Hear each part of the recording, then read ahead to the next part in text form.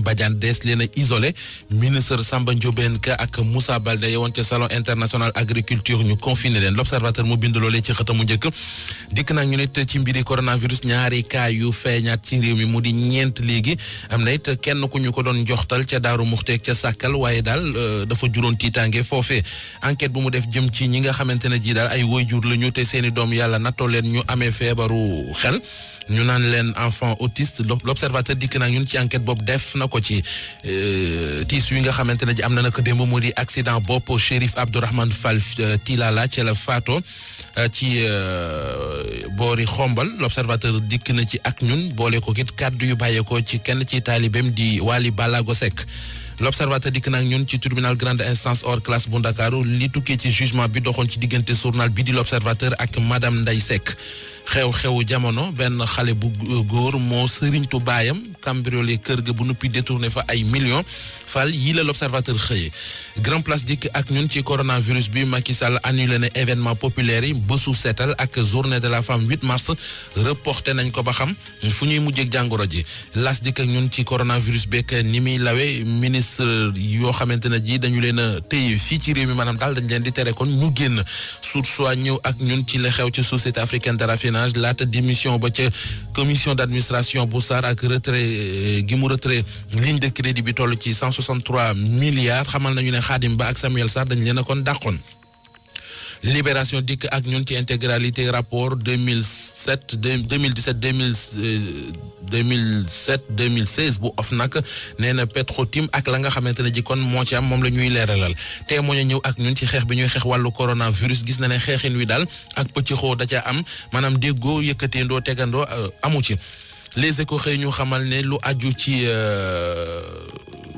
li am ci nguurug Macky Sall moo di gulet kenn ku ñu tudd ci ay rapport ñu daat lay dàq loole moo dal Socé Diop Dione Macky Sall dàq na ko seetlu nañ nag ne gulet muy am ci nguurug Macky Sall Le Quotidien dikk ak ñun ci virus beeg ni muy lawee nee na fi mu nekk nii dafa mel ne kon Covid 19 mooy lëmbe Soleil national xeex bi ñuy xeex wàllu lii di coronavirus Macky Sall sàkku na ñu gën a yokk surveillance gi rawatina ci frontières yi enquête dikk ak ñun ci événement yi nga xam ne dañu koy tere mu di dajaloo yi ndax coronavirus Covid 19 loolee la xëyee kon ci xëtamu njëkk La Tribune xëy ñu xamal ne OFNAC teg na procureur de la République ci kanami responsabilité am Record su xamal ñu ne ginnaaw Italie France ak Angleterre Aliou Cissé kon ma ngay dem foofee ca Londres ngir xooli Lys Mousset stade yéen kay dikk ñun ci kàddu yu mu jëlee ci Sadio Mané ñetti défaite ci ñeenti max Sadio Mané mi ngi wax ak gaañam nee na leen il faut que ñu gën a xerañ ndax yoon yu ñu jël baaxul sunu lamb dikk ñun ci ginnaaw 2015 2016 2016 ak 2017 Balla Gaye 2 mi ngi jëm ci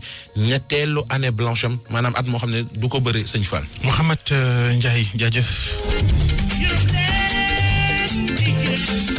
waa chérie li may dégg ci 8 mars bi dëgg la. Ah oui, Elton pense encore à vous. Yéen suñu jigéen ñi du 1er au 15 mars Elton mooy dellu si waat delloo njukkal jigéen ñi ak ay surprise yu amul fenn. Ne déconne pas chérie. Non, toogal foofu yow ak campagne sargal jigéen ñi dans les stations Elton. Venez profiter de nombreux cadeaux offerts par ses partenaires. Des bons d'achat chez Promo Import, des bons de massage et bien-être chez Body Best Spa, des bons de pédicure, manucure et make-up chez Raffinails, des bons de coiffure chez Awandao Latifa, du matériel électroménager chez Master Office Déco et Orca, des bons d'achat et make-up chez Maybelline. Ah, lii yëpp pour ñun jigéen ñi Elton daal ànd bu yàgg te sincère. te jeexul ay carte carburant ay bons de lavage ay désodorisant ak ay remises yu am solo ñu ngi leen di xaar ci seen espace entretien. Waaw, chez Elton daal toutes les femmes sont des reines. Du 1er au 15 mars ak Elton rek. Elton a le service gagnant.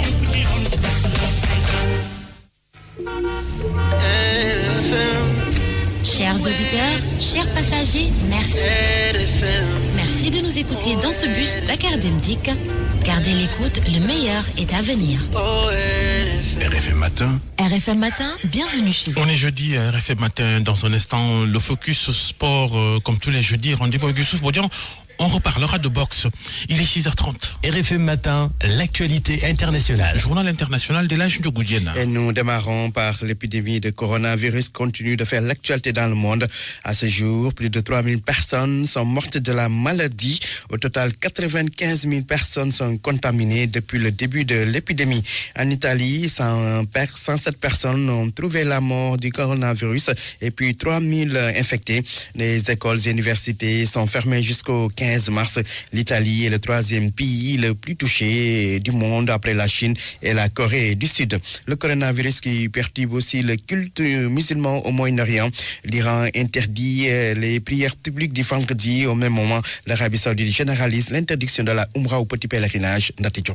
C'est maintenant formel et officiel. L'Arabie Saoudite a interdit la Umrah ou le petit pèlerinage à tous les musulmans, y compris ses propres citoyens résidant au royaume. L'épidémie de coronavirus est passée par là. La semaine dernière, l'interdiction de visiter la Mecque qui abrite les lieux saints de l'islam avait été prise mais ne visait que les étrangers. Une décision qui a perturbé le voyage de millions de musulmans déjà en route pour la Umrah. En Iran, les rassemblements pour la prière du vendredi sont interdits à Téhéran et dans les grandes villes. Tout pour dire que le coronavirus est en train de perturber le culte islamique au Moyen-Orient.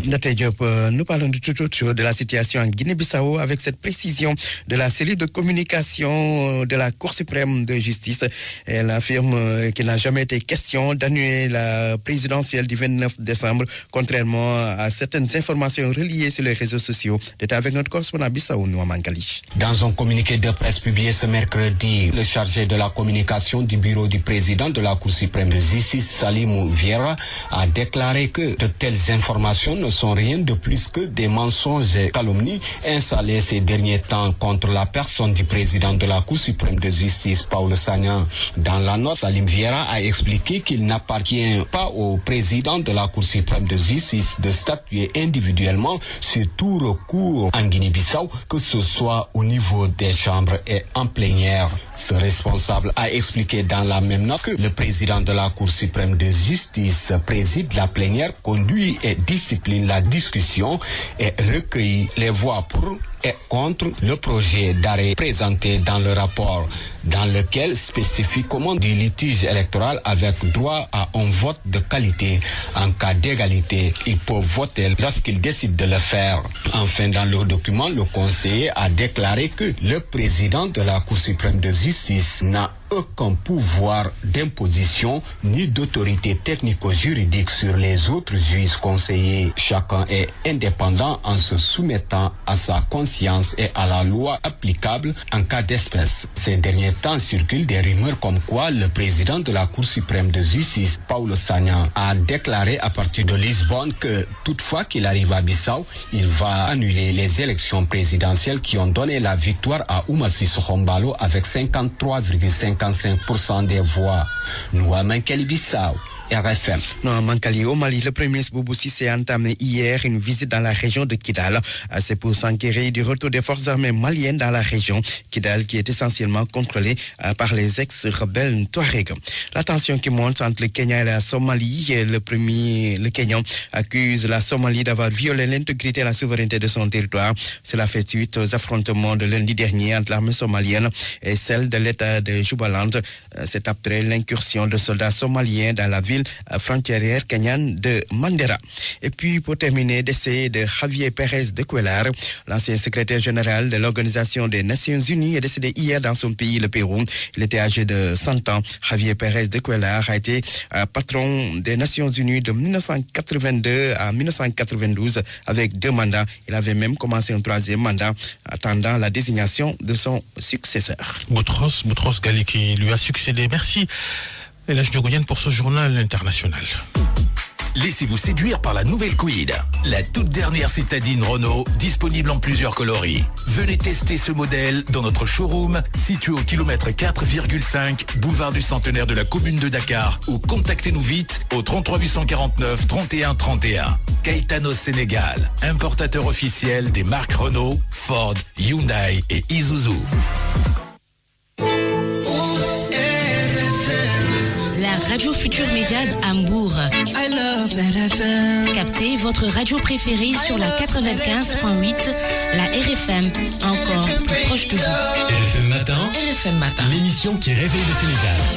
RFM Matin, il est 6h35. Voici les titres de l'actualité au Sénégal avec Sorna Natambaye. Bonjour Sorna. Bonjour Babacar et bonjour à tous. 4 malades atteints du Covid-19 au Sénégal, ce sont les chiffres officiels.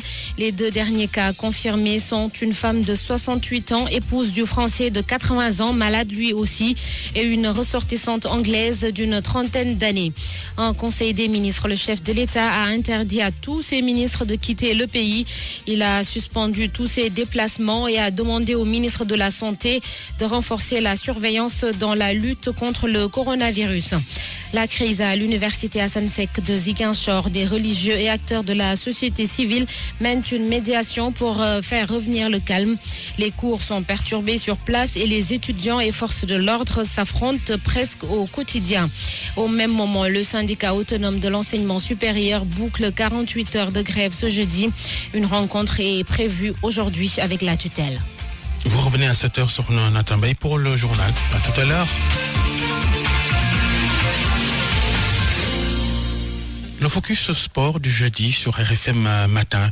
Le Sénégal a abrité il y a quelques jours le tournoi de qualification olympique de boxe pour la zone Afrique. Cette compétition, c'était une sorte d'entraînement pour le Sénégal qui doit abriter les Jeux Olympiques de la jeunesse dans 2 ans, en 2022. Alors, ce TQE de boxe, le Sénégal a-t-il réussi le pari de la bonne organisation? Focus préparé par Youssouf Bodian.